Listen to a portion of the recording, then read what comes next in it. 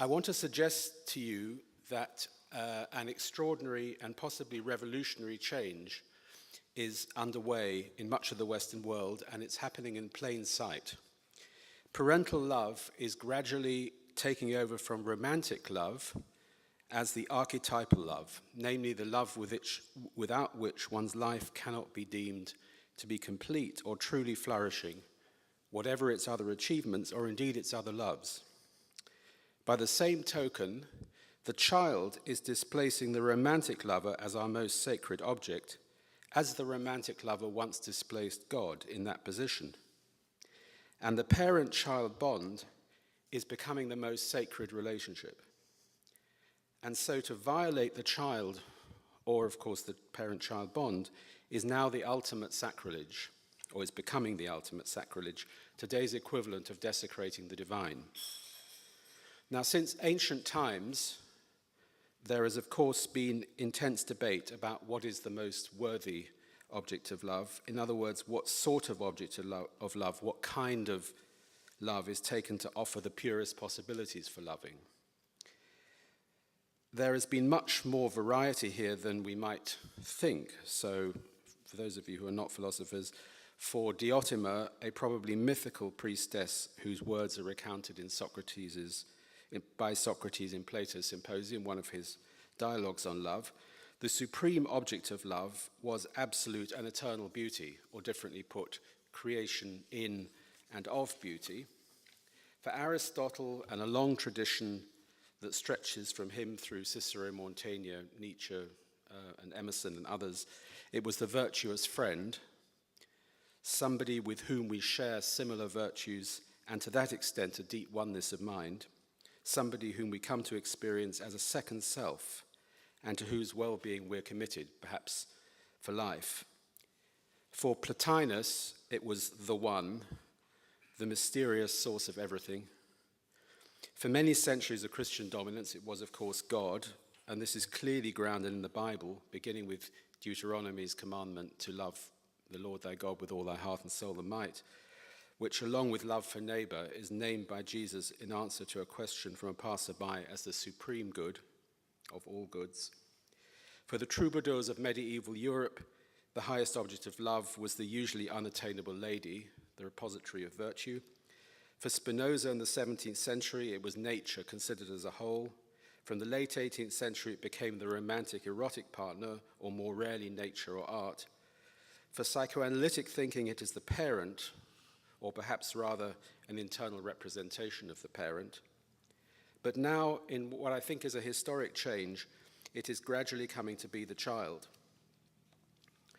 Now, in proposing that the child is becoming the supreme object of love, I'm in no way suggesting, of course, that there aren't parents who are neglectful, resentful, violent, or otherwise abusive towards their children. Clearly, some are.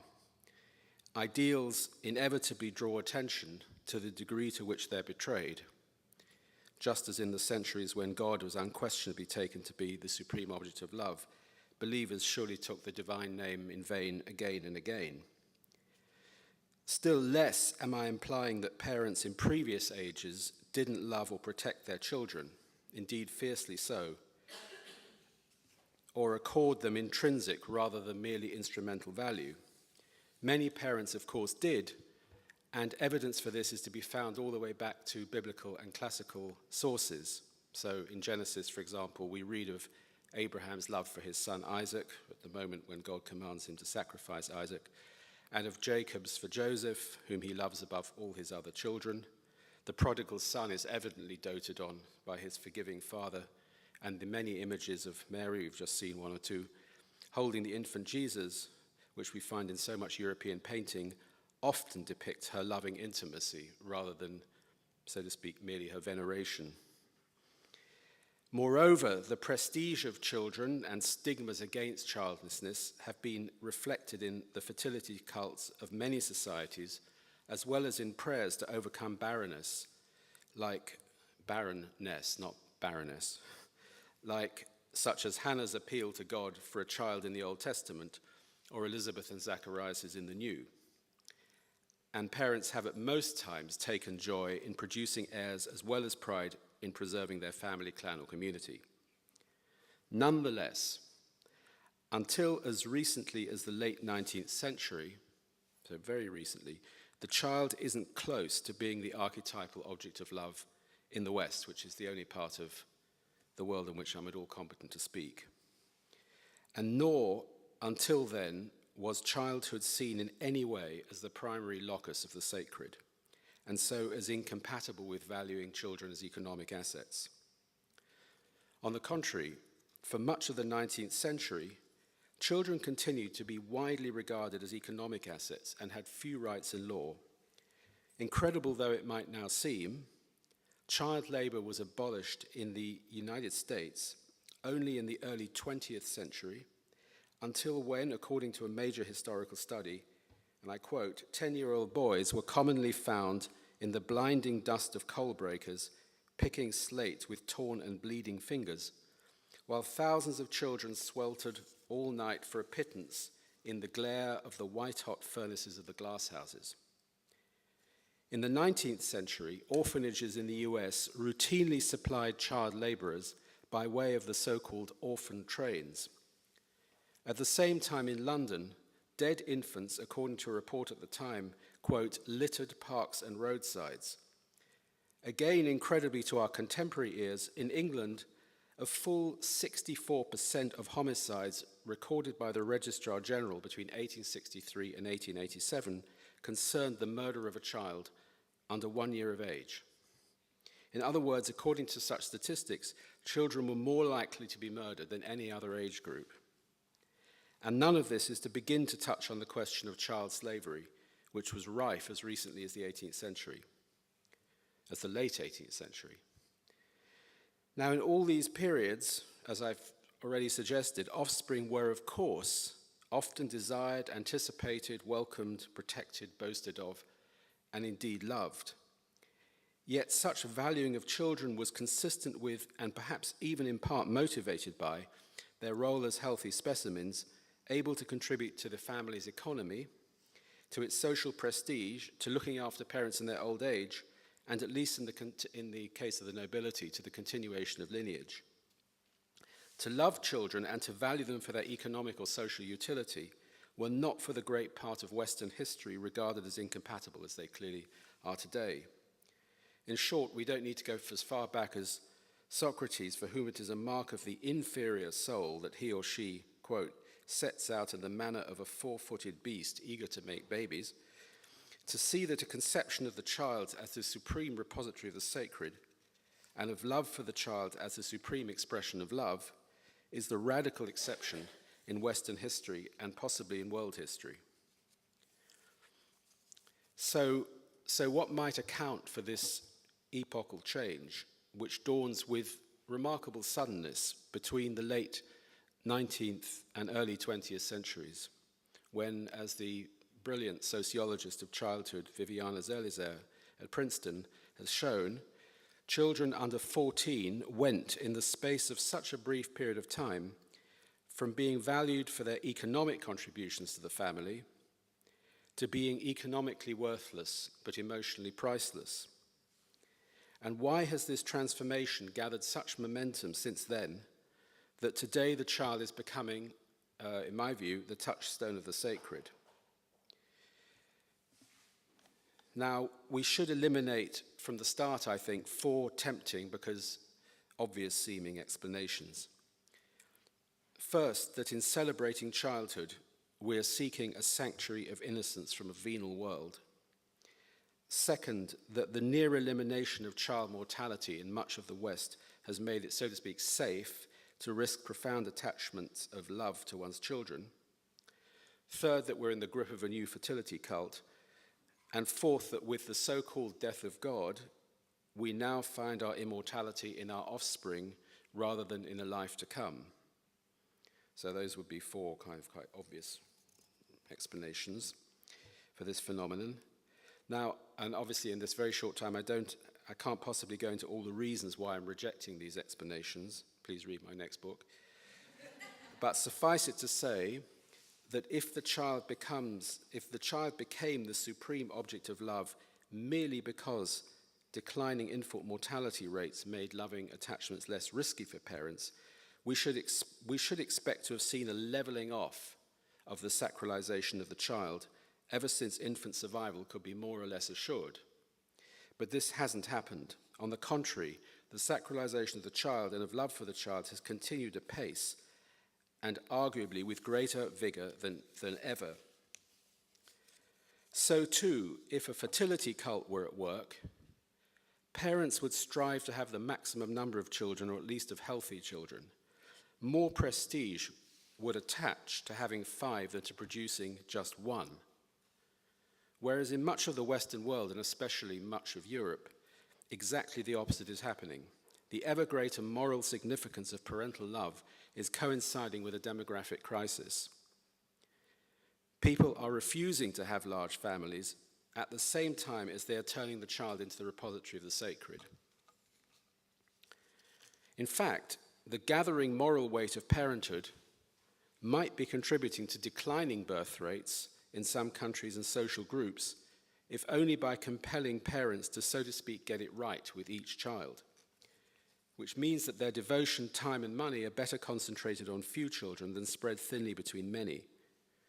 It might even be inhibiting people from having children at all, or at least causing them to wait until they're certain of doing so for the right reasons, or until age forces their hand. And this is particularly so, of course, for women, still very much regarded as emotionally the more crucial parent, and therefore more subject to society's unforgiving strictures, should they be deemed to fail, despite the fact that men are increasingly participating in child rearing. Finally, the cult of the child as the archetypal object of love is not fundamentally about seeking immortality through one's children in an age when there is no longer wide belief, even among many religious people, in traditional promises of immortality. For example, in an afterlife guaranteed by a loving God, or through heroic deeds that will survive the hero's death, or in a romantic union that can be perfected only beyond this world and beyond the conditions of the world, like space, time, and individuality. Indeed, if today's cult of the child was centrally about a desire for immortality, one might expect this too to be reflected in an urge to have more children, while stigmatizing adoption, stepchildren, and infertility, which do nothing for a parent's immortality, at least in a biological sense. But this is not the case either. Instead, in today's secular times, people tend to seek immortality in their reputation, and especially in the memory of others who are likely to survive them, including, but of course by no means limited to, their children. To paraphrase W.H. Auden's Elegy to Yeats, we become our admirers. In other words, the dead live on as a memory trace in those who survive them. And the trace we want to leave is not so much one of courage as in archaic societies such as those of pre-Christian Rome, as one of love. Our indestructible legacy is to be our loving and our being loved, or our irreducible legacy, a reality to which many a funeral oration attests. So, far from being aimed at immortality, I'm suggesting that love of the child in the contemporary West is fundamentally about locating the sacred in the finite life of the individual, instead of in transcendence of it. So it's about locating the sacred in the finite life of the individual. It's about finding the purest love in an exclusively worldly, individualized setting that contains none of those otherworldly overtones, such as the desire of lovers to merge, with which romantic love is inextricably associated. Indeed, unlike romantic love in its heyday, which we're definitely past, parental love is to be as down to earth as it is possible for love to be, entirely unconcerned with dualisms such as body, soul, sexual, spiritual, earthly, heavenly, and temporal, eternal, or with ambitions to transfigure the first of each of these pairs into the second, or the second into the first, dualisms which so energize romantic love from Dante to Wagner and beyond, but which, regrettably I think, but which no longer speak as urgently to our world. Specifically, parental love pursues, for the sake of both child and parent, today's thoroughly secular way of conceiving the ideal of an autonomous, egalitarian individual, an ideal originating in the 18th century with people like Kant, to which the idiom of romantic love has become far less well suited, and for reasons, again, that I just don't have time to go into now.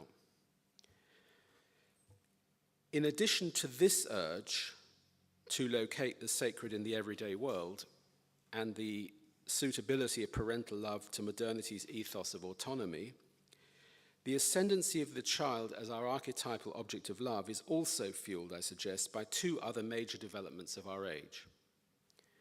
First, the war on risk, the tremendous urge to make the whole of life a safe space. And second, the unprecedented degree to which childhood has come to be seen as the key to a flourishing life. In other words, the way in which the child is now seen, we just heard the Wordsworth poem, as parent of the adult. Let me close by saying a few words on each of these 2 points. First, the war on risk. This has become a moral objective of the first order and is closely linked to the death of God and the emergence of what Nietzsche presciently called the religion of comfortableness, which is single-mindedly devoted to conquering suffering and the causes of suffering. Not in some distant utopia or in another world altogether, such as heaven, but right here and now in a life of happiness achieved through the security of family, career, health, equality, convenience, and perhaps above all, the sort of gathering in of experience, part of the consequence of the subjective term. The idea that life, in some sense, consists of a catalogue of experiences, or a good life. And so the child, as the paragon of human vulnerability, for whom any suffering is undeserved, is increasingly the battlefield on which the West's war on risk is being fought. The most morally urgent love is therefore necessarily directed at the child. As the totemic object of our new religion of safety, he or she must at all costs be protected from suffering and trauma. Society can be judged safe and morally healthy only to the degree that the child is safe, so that the state, which follows like a sniffer dog where the values of the age lead, now makes the safety of the child one of its paramount concerns. And parental love is deemed to be successful, even genuine, only to the degree that it strives and manages to make the child invulnerable. Not exclusively to the degree, but that's an absolutely necessary condition. Now, this much is perhaps obvious.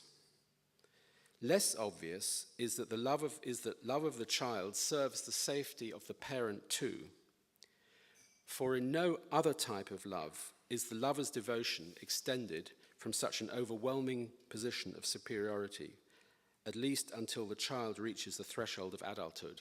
This is, by the way, not a cynical explanation at all, just in case people might think that it is. So, for example, in love for God, we are the absolutely inferior party, evidently, at the mercy of an all-powerful, all-knowing power who might, moreover, disappear in our hour of need. In romantic erotic love, the lover is vulnerable to rejection, indifference, betrayal, rivalries, and a panoply of destructive possibilities at the hands of the loved one. In love for nature, just to go through the various supreme objects of love we've had in the past, whether she is seen as Mother Earth or as the sublimely terrifying force indifferent to human concerns depicted by Kant and Burke and many 18th and 19th century poets and painters, the lover is again the fundamentally weaker party. Indeed, human puniness, the finite in the face of the infinite, is integral to the romance of mighty nature, such as in the paintings of Caspar David Friedrich. And even in ideal friendship, as paradigmatically depicted by Aristotle, there is by definition parity, at least, between the two parties in terms of those qualities that ground their love for each other. So, as Aristotle himself notes, this kind of reciprocal love is out of the question if one party is significantly inferior to the other, and indeed is to a degree a part of the other, as Aristotle says, a child is to his or her parent. Moreover, parental love as it's conceived today is manifestly devoted to maintaining borders between lover and loved one. And so it avoids that dangerous but thrilling erosion of individuality, that porous selfhood which is the signature and even the goal of the other great forms of love. No matter how intense its devotion, it eschews any yearning to merge with the loved one as we find in romantic love. Nor does it see him or her as a second, even indistinguishable self in the manner of Aristotelian friendship love. Nor does it involve the kind of passionate, awe-filled submission that we find in love for God, not to mention the craving to fuse with God expressed by so many mystics. On the contrary, such impulses would be repudiated as perversions or betrayals of love for one's children. Respectful distances and clear boundaries are to be maintained, and such respect is seen not as a restriction on love, but as a sign of love. Not least in parental love, the risk of being repudiated or betrayed by the loved one is less than in any other form of love. This is all part of my point about the war on risk. Until the child has reached early adulthood, its need for mother and father is so great that it cannot emotionally abandon them, even if its love, let alone gratitude, can't be counted on after that. And arguably the parent is the only lover who can never be truly abandoned. For in one internalized psychic form or another, a child remains loyal and bonded to its parents for its whole life, even when it thinks it's rejecting them, often speaking and dreaming of them on the day of its own death. For all these reasons, parental love today is talismanic of the war on risk.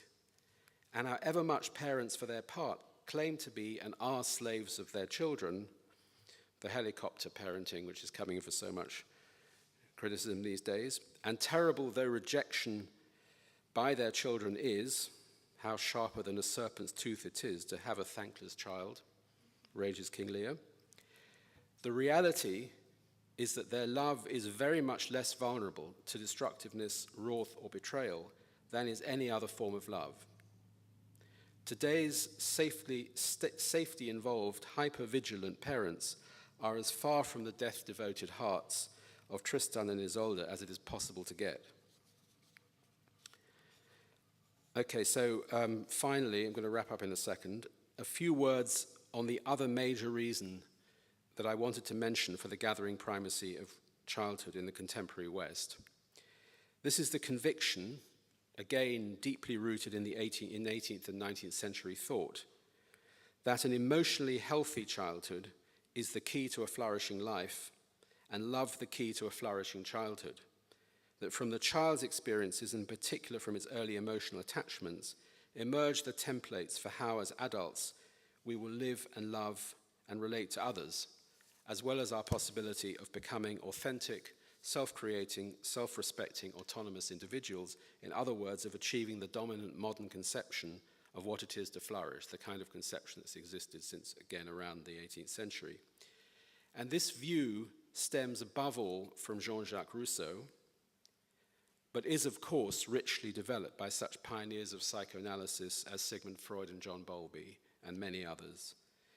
It sees the adult as, but it would have been quite incomprehensible to many in previous eras, including people like Aristotle, who placed enormous weight on childhood, on the ethical development of childhood. So it seems extremely obvious to us, but it's a very recent development, historically speaking. And it sees the adult as constituted by the history of her childhood, which is in turn central to any narrative that can structure her life and explain or redeem its difficulties. To that extent, therefore, the child is, on this conception, parent to the adult, and like every parent, remains over in the life to which it gives rise. And so, for all these kinds of reasons that I've just sketched, among them the role of parental love in locating the sacred to the finite, everyday life, in fulfilling our contemporary ideals of autonomy and equality, in waging war on suffering and risk, and in fostering a childhood that will be the crucible of a flourishing life. For such reasons, the child is, I suggest, the first truly modern object of love, the first archetypal object of love not dependent on traditional religious or otherwise dualistic categories. Differently put, love for the child in its contemporary form is the first archetypal love genuinely to reflect the death of God, the first not to be marked even by shadows of the divine. Thanks.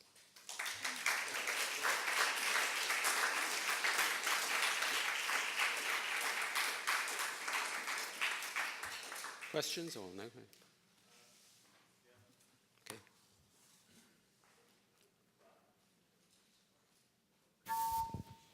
That was really wonderful, Simon. Thanks so much. I just wanted to maybe, not sure challenge, but just ask you on the war and risk, and the idea that childhood is a sort of a risk-free time. I think you said that because we're so dependent as children on our parents, that suggests a sort of a dependency which works with the idea of risk-freeness. But do you think there's something also in the idea of childhood as a much more risky approach to life than adult life, okay, which is actually about avoiding risk? So I didn't say it was risk-free. I said it was in the front line of the war on risk. So it's in the front line of the aim, which is obviously completely, which is not completely, because we have tremendous reduction of risk in our contemporary world, but it's not fulfillable. So the fact the war can't be won doesn't mean the war isn't being fought. So I absolutely didn't present childhood as risk-free. On the contrary, it's no more risk-free than any of the rest of life, especially emotionally and psychologically. So, okay. What was the second part of your question? I just wanted to correct the premise. Yeah, no, I was just, I think you addressed it. I mean, I guess that answers it. Yeah? I can't remember what the second part was, though.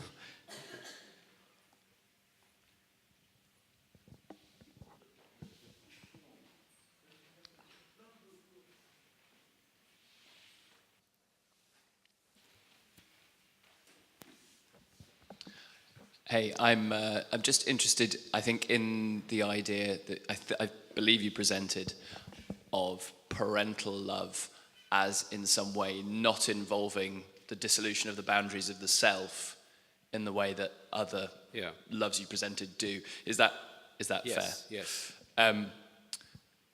I find that very interesting as a parent of a young child, where I have observed a feeling of dissolution, or I don't know if self-abasement's the wrong word, rather the idea of being, certainly in the very early life of the child, so absolutely obliged or desiring to devote all of your energies, right, and all of your mental energy, particularly in serving those needs. That does feel to me like a dissolution in many ways. Yeah, I understand your question. Yeah, so thanks for the question. It's a great question.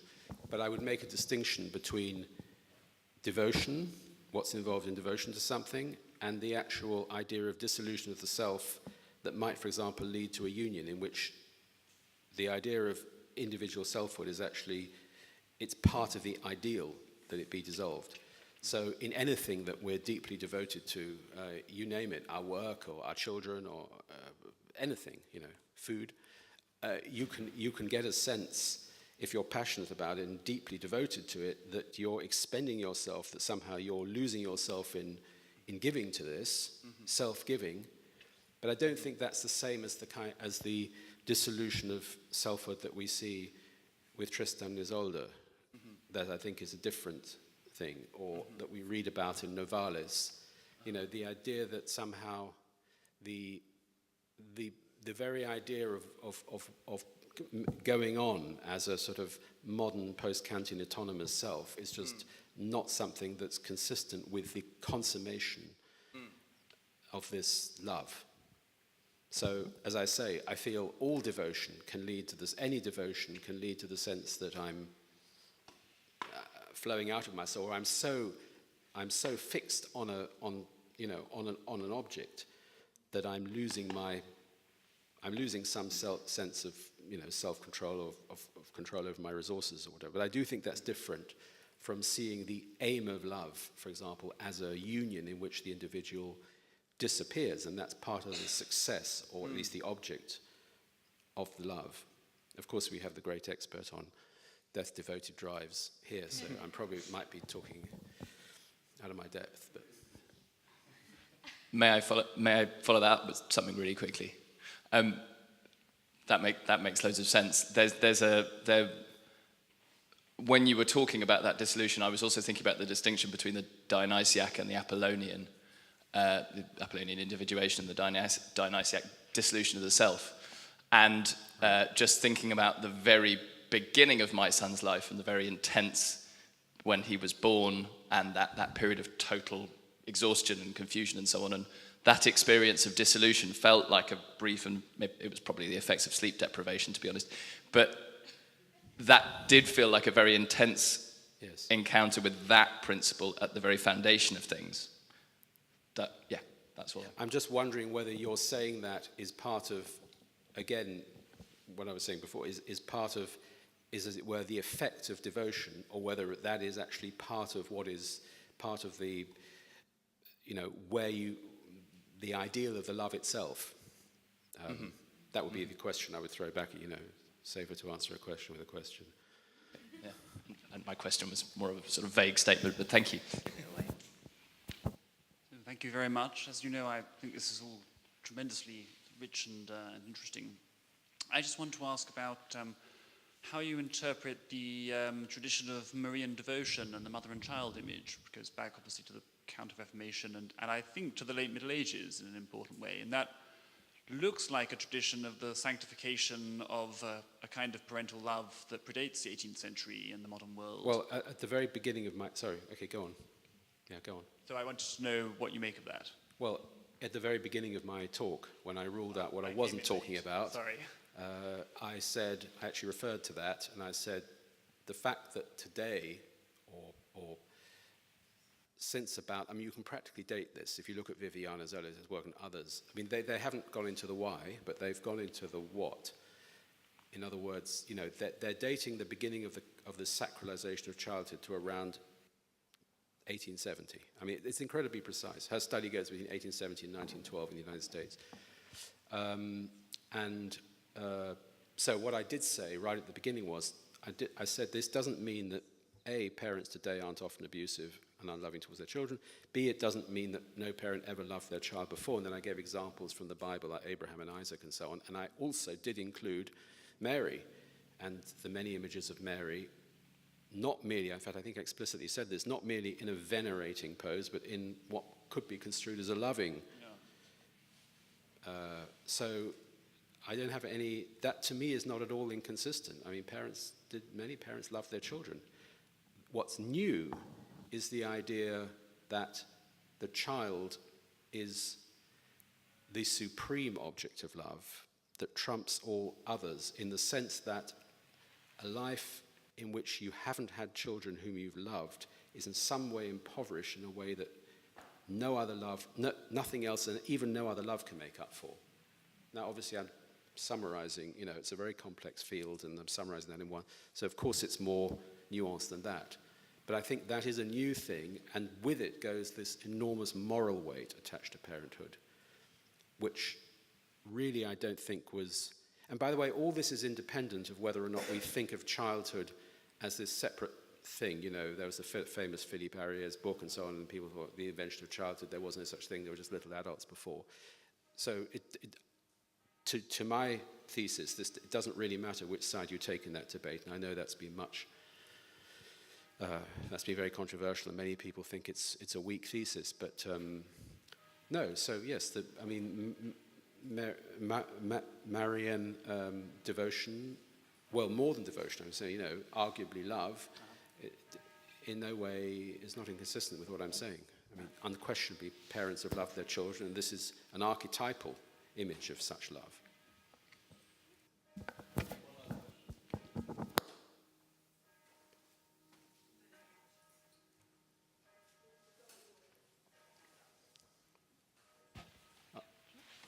This lady actually, okay, it doesn't matter. We can have two quick questions. Yeah. Very briefly, just two questions. First, the lack of dualism in parental love. I was just thinking, the older children get, the more parents have maybe sometimes a dualism between pride and jealousy. towards their child as well, no? I mean, because they get older and they project a lot in their child. So is there really You a mean lack that of the parent is the parental both yeah. proud and jealous? Yeah, Absolutely. I mean, that's why I said there's maybe No, but still that's a not dualism. that's not what. Sorry. Okay. Maybe I didn't make it clear enough. That's not what I mean by dualism. I mean the kind of metaphysical dualism, the dualism that sees two. Well, let's leave metaphysics out of this. Dualism that sees two discontinuous realms. So there's the realm of the temporal, the realm of the body, and so on, the realm of what decomposes, and then there's the realm of the eternal, the realm of the spirit.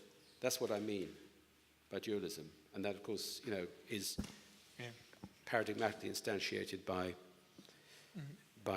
at least Christianity in its most Platonized sense, not necessarily any version of it, by Judaism when it gets Platonized. So that's what I mean by dualism. I don't just mean conflicting feelings. Okay. Yeah. No. But it's very interesting the point you make about jealousy. I mean, one of my closest friends, obviously I'll remain nameless, he's a very distinguished father, who's achieved far more than he has. And the one thing he says that he's always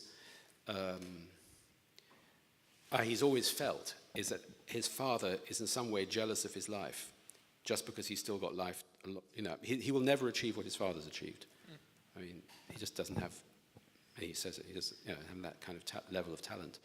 But this idea of jealousy, I think, is a very important point you've raised. It's a whole different thing, and the idea too of that jealousy is central to love, not just in the romantic setting, where it's obviously most pronounced, but also we focused on it most because, the last 200 years romantic love has been our supreme love. And I think parental jealousy, I mean, Freud, of course, talks about jealousy of the child towards the parent, but the jealousy of parents towards children is much less examined and maybe even sort of a slightly taboo area. It's a very interesting point, yeah. Thank you so much. I really enjoyed your talk. I just wonder if you could speak a little bit about how the digital landscape affects your thoughts about this. Is there any more specific way you can put that? Well, I guess I would just say an example would be that my 14-year-old daughter the other day said this destroys childhood.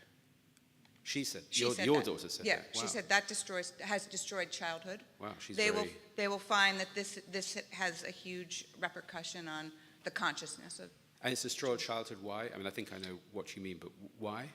So I think, and I would say I see this also with my college students, I think one is the endless options, so the swipe left kind of idea, swipe right, so that completely destroys, which is interesting in terms of what you're talking about, because then that makes the parent-child relationship, the limitations around that, we're like you said, you die, you think of your parents, that binding becomes quite unique when everything else has so many options around it.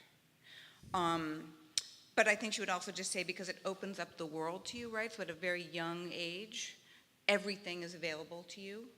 So she would talk about, I mean, a lot of kids would talk about. That's very interesting. So I just wonder. She's a very reflective 14-year-old. Well, there's starting to be these things now where young people have parties and they have a phone box where you have to put your phone in a box so you actually are Right, yes, present. I heard about that, yeah. But anyway, I just wonder, just because that is so much a part of the current 21st century consciousness landscape, how that affects your theories around this idea. To be honest, I haven't thought about it. My instantaneous point will be, I don't think it affects my theory about the new ideal, the new object, what we think we're aiming at. I